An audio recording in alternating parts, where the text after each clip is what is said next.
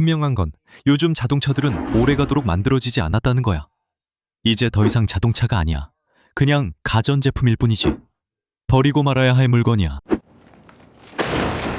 첨단 기술과 터보 차저로 수리비가 수천만 원까지 나올 수 있어. 누가 그걸 원하고 필요하겠어? 만약 내가 무인도에 가야 하고 내가 가장 좋아하는 차 중 하나를 가져가야 한다면, 평생 함께할 차를 고른다면 실용적이고 믿을 수 있어. 직접 고칠 수도 있고, 그리고 많은 경우에 그냥 가지고 있는 것만으로도 정말 재미있지. 내가 네가 꼭 참고해야 할 리스트를 준비했어. 지금 바로 시작해보자. 그래서 내 첫 번째 평생 차는, 순서는 상관없지만 2013년부터 2015년형 렉서스 RX 350. 이야, 최신도 빠르지도 화려하지도 않지만 지금까지 나온 럭셔리 차량 중 가장 튼튼한 차 중 하나일 거야. 보닛 아래엔 전설적 3.5리터 이 GRFEV 6엔진이 있어. 터보도 없고 직분사도 없고 부스트 압력도 없고 복잡한 카본 문제도 없어. 그냥 구식 포트 연료 분사 방식의 타이밍 체인, 270마력 그리고 약 248파운드-피트의 토크가 전부야. 연비가 혁신적이지는 않아. 중형 럭셔리 SUV치고 괜찮아. 갤런당 18마일, 고속도로 20-50마일, 복합연비 20-10마일 정도야. 어떻게든 이 차는 보통 25만에서 30만 마일, 심지어 어떤 경우에는 40만 마일까지도 달려. 이런 내구성이 오너들을 열렬한 팬으로 만들지. 내가 바로 그 중 한 명이거든. 몇 년 전 나는 지금은 사라진 딜러 경매장에서 일했었어. 거기 직원들은 차를 아주 험하게 다뤘지. 모든 차량이 내구성 테스트에 참가하는 것처럼 다뤄졌거든. 차들은 엔진이 식은 채 시동이 걸리고 3m 움직였다 꺼지기를 반복했어. 일부 차량은 이런 걸 매우 싫어했지. 가끔은 저건 오래 못 가겠는데 싶은 일들이 벌어지곤 했어. 렉서스 RX 350이 경매장 마당에서 하루 종일 마구 흔들리는 걸 본 기억이 나. 매번 시동이 즉시 걸렸어. 연기도 없고 문제도 없고 경고등도 안 들어오고 그냥 완전히 무심했지. 그때부터 브랜드에 관심을 갖고 주목하기 시작했어.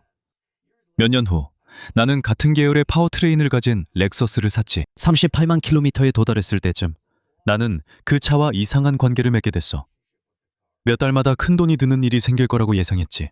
하지만 엔진은 전혀 동의하지 않는 것 같았어. 매일 아침 나는 바로 시동을 걸었어.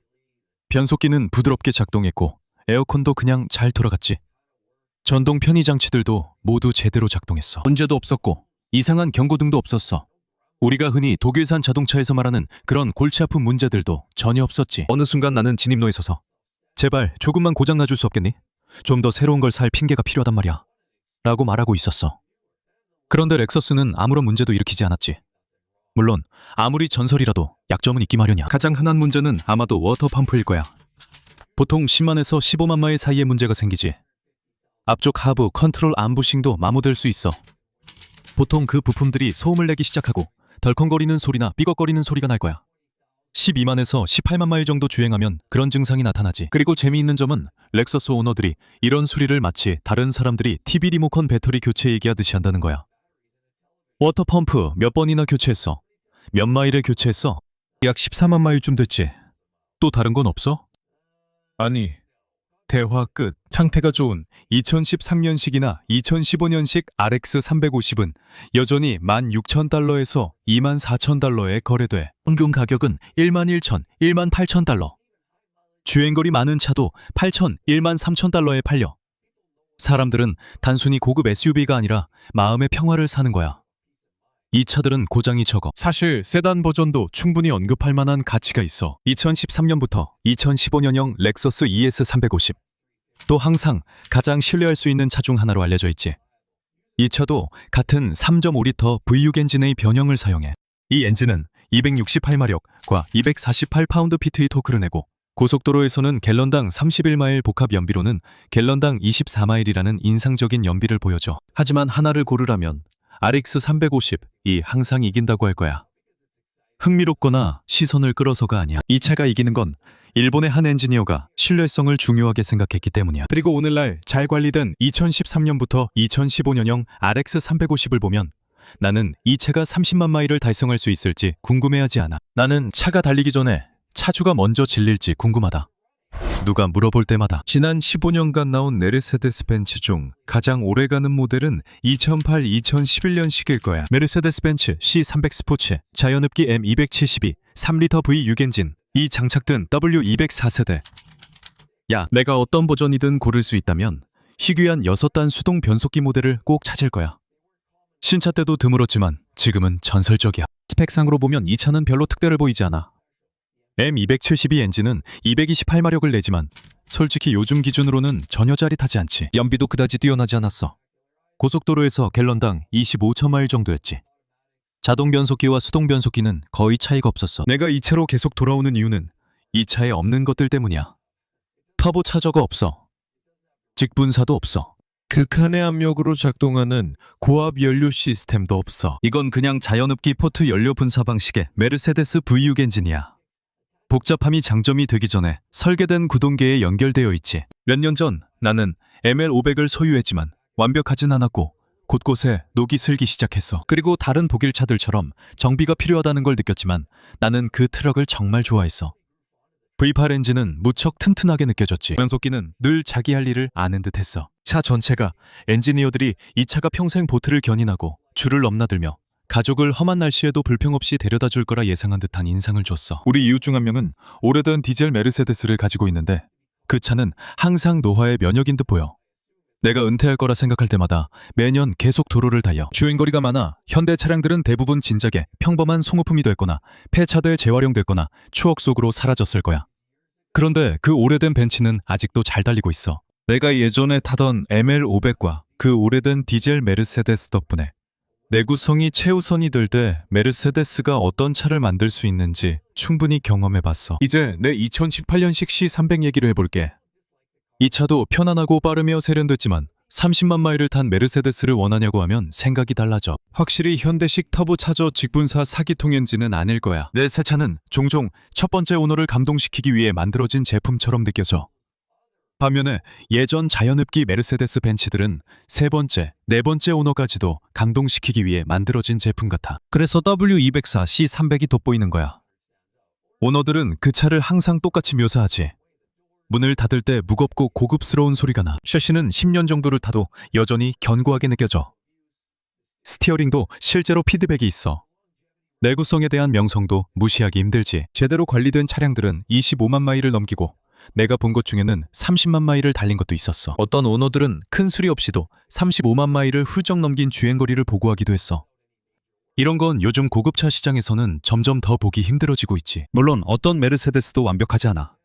그렇지 않은 척하는 건 정말 말도 안 되고 정직하지 못한 일이야. 흡기 매니폴드 수월 플랩은 보통 10만, 18만 마일의 고장이 날 수 있어. 그런 일이 생기면 차주들은 보통 엔진 경고등이 들어오는 걸 보게 되고 특히 저속에서 성능이 떨어지는 걸 느낄 수 있어.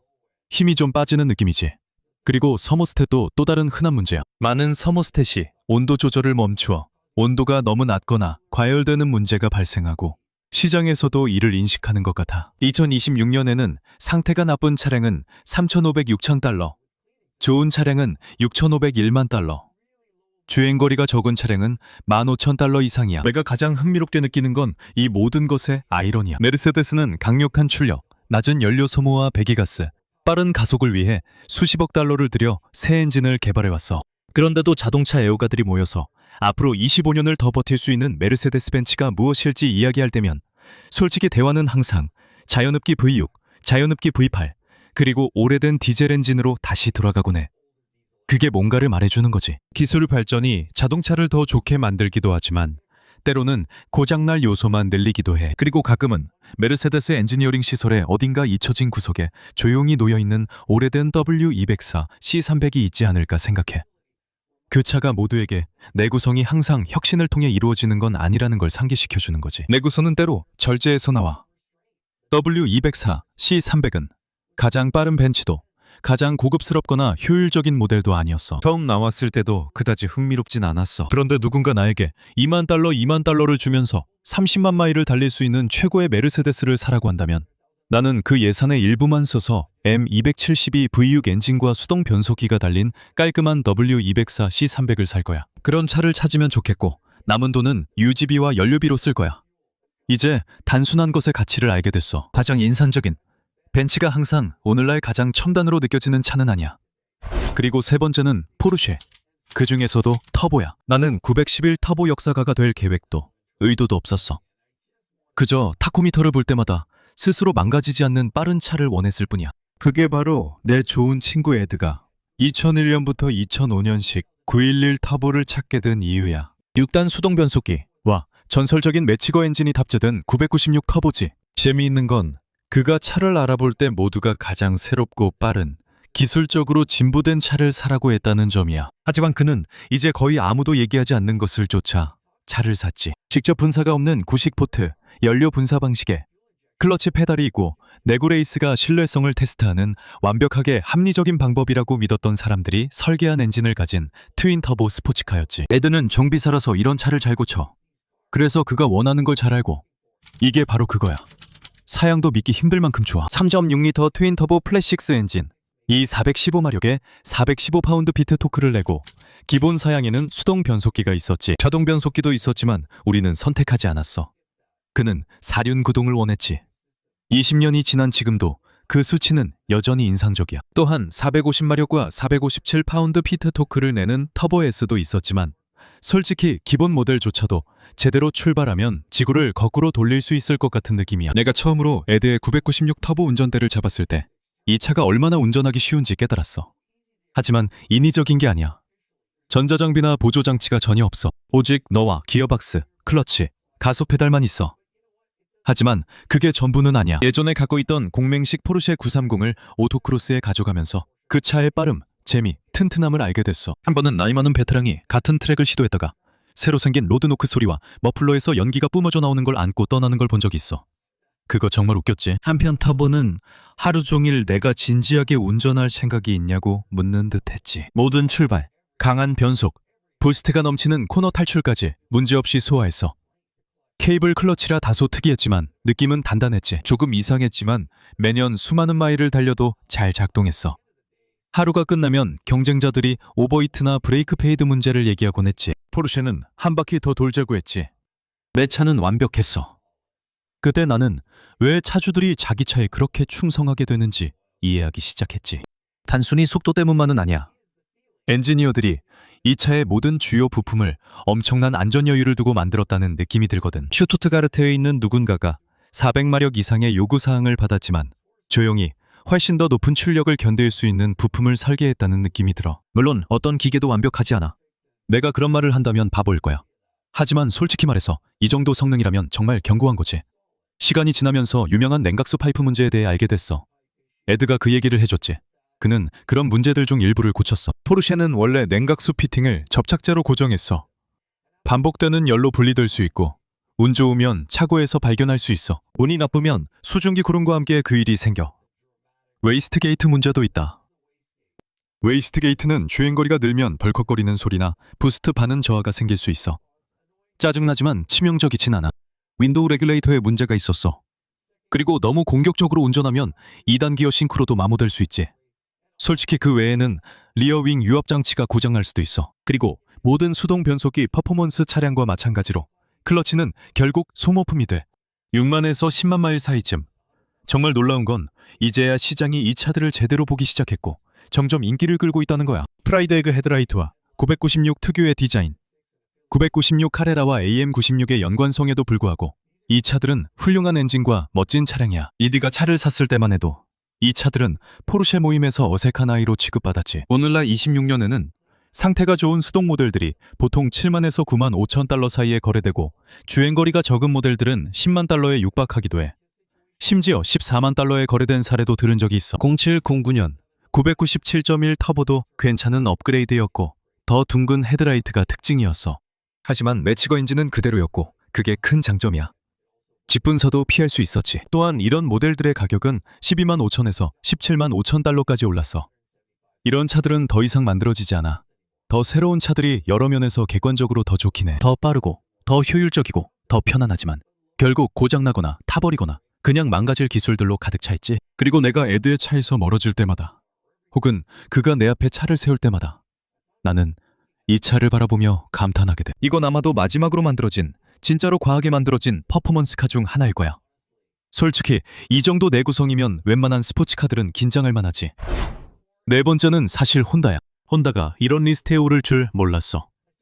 처음 혼다를 그냥 길 위의 차가 아니라 조용히 기대 이상으로 오래 버티는 기계로 보기 시작했던 때가 아직도 기억나. 차고 문이 반쯤 열려있고 어스름한 저녁이었어. 그런 어스름한 빛 아래에서는 모든 차가 전시장 LED 아래에서보다 조금 더 솔직하게 보이거든. 내 친구가 혼다 시빅 SI를 타고 왔을 때 별로 신경 쓰지 않았어. 그냥 또 하나의 소형 쿠페라고 생각했지. 그가 문을 닫고 시동을 켠 채 이 차 주행거리 20만 마일이야 라고 했어.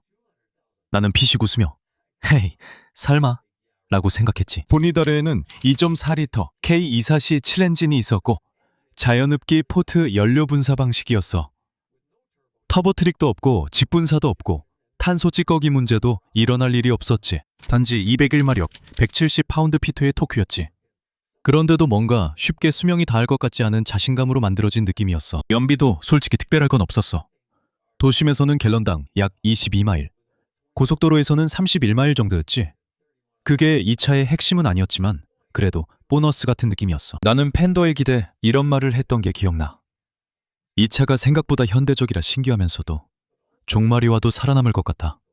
거의 바퀴벌레 같아. 시간이 지나 시장이 그 느낌을 따라잡기 시작한 게 놀라웠어. 2026년쯤 되면 이 차들은 어딘가 이상한 중간 지점에 있게 돼. 주행거리가 많은 차들도 여전히 8천에서 1만 1천 달러 정도에 거래되고 상태가 좋은 차들은 1만 2천에서 1만 7천 달러, 심지어 상태가 아주 좋은 저주행 차들은 1만 8천 달러 이상에 팔리고 있어. 더 비싼 경우도 있지. 이게 꼭 페라리 살 돈은 아니지만 이제는 더 이상 저렴한 출퇴근용 차 가격도 아니야. 그 점은 이해해. 네 차를 오래 몰면 속도나 편안함이 전부가 아님을 알게 돼. 네가 어떻게 타든 아랑곳하지 않는다는 거지. 그리고 이야기는 거기서 끝나지 않아. 몇 년 후 나는 좀 더 성숙해진 차를 손에 넣었어. 바로 혼다 어코드 쿠페 V6 수동이었지. 보닛 아래에는 3.5리터 V6J35Y 엔진이 있었고 278마력에 약 250파운드-피트의 토크를 냈어. 딱 네가 원하는 곳에서 나타나는 부드럽고 선형적인 출력이었지. 솔직히 말해서 아무 문제도 없었고 거리낌 없이 매번 레드존까지 회전했어.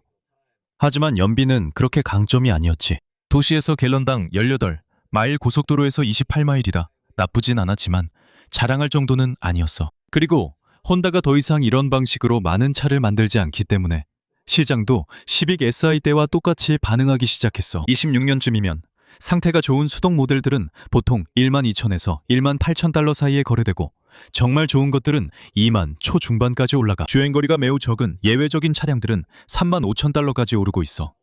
그건 정말 전례 없는 일이야. 하지만 혼다의 장기적인 전략, 즉 신뢰성과 엔지니어링 집착, 그리고 쉽게 포기하지 않는 사람들이 만든 것 같은 엔진에 대해 이야기할 때마다 항상 언급되는 차가 있어.